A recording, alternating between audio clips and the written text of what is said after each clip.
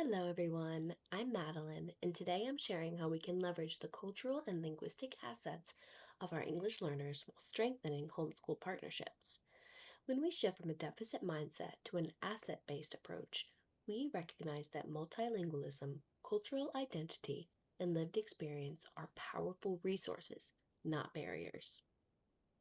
Let's talk about cultural influences on teaching and learning. Culture shapes how students communicate, interpret information, interact with adults, and demonstrate understanding. Cultural responsive instruction begins with recognizing that students' cultural backgrounds influence how they learn, how they express themselves, and how they engage with school. Fisher and Frey from Educational Leadership emphasize that every learner deserves to see him or herself in the curricular materials and discourse of the school, and warn that when cultural relevance is missing, students may feel disconnected from learning. What is cultural competence?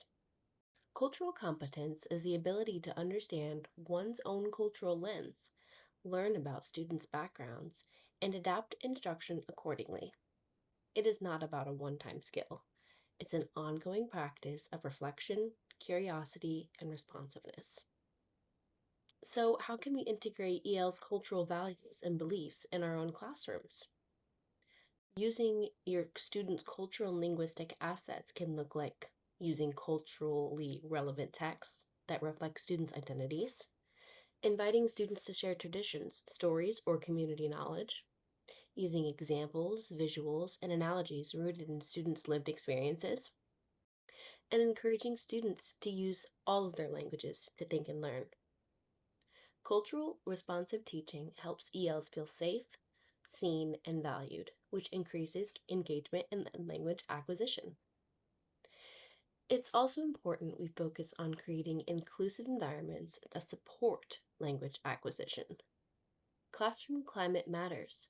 Inclusive environments accelerate language learning by providing predictable routines, using visuals, modeling, and structured peer interaction, displaying multilingual word walls, encouraging risk taking with language in low stress settings. Culturally diverse classrooms thrive when teachers intentionally build belonging and normalize linguistic diversity. Here are some other strategies for celebrating cultural diversity and leveraging home language. Using multilingual labels, anchor charts, vocabulary supports, bilingual books, and heritage language resources. Giving students opportunities to teach peer words or phrases from their home language. Using projects that connect academic content to cultural traditions, and celebrating cultural holidays, stories, and community contributions. These practices affirm identity and strengthen comprehension. Now, let's talk about supporting the needs of ELs in the classroom. We begin by responding to diverse strengths, needs, and identities. ELs bring varied educational histories, literacy levels, and learning profiles. It's important to differentiate supports based on individual strengths, not assumptions about language level.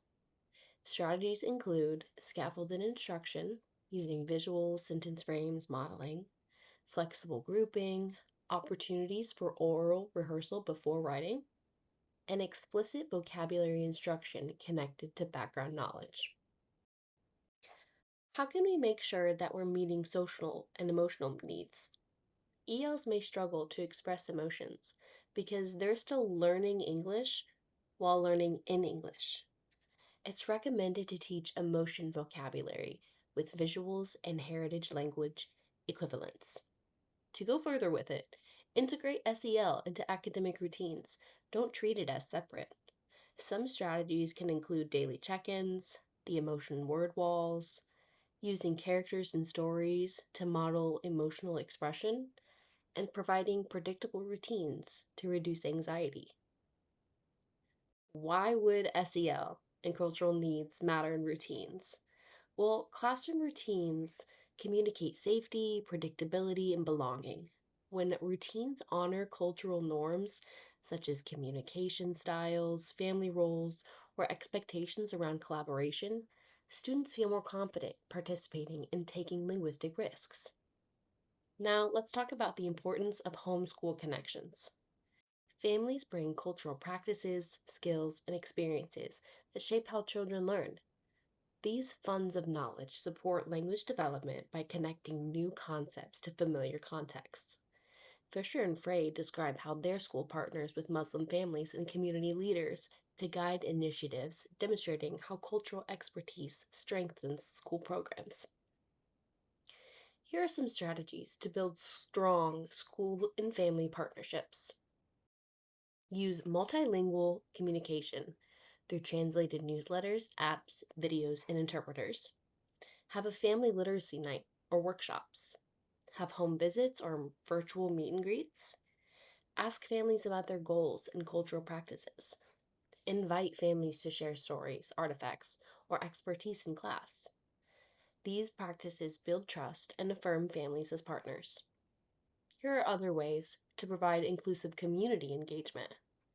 You can partner with cultural or religious organizations, create advisory groups that include EL families, celebrate multilingualism through school wide events, or provide leadership opportunities for families of ELs. When families feel valued, students feel valued, and achievement rises. In closing, when we center English learners in our instructional design, we create schools where every student thrives. Asset based practices, culturally responsive teaching, SEL support, and strong homeschool partnerships are essential conditions for equitable learning. Thank you for your commitment to honoring the brilliance and potential of our multilingual learners. Thank you.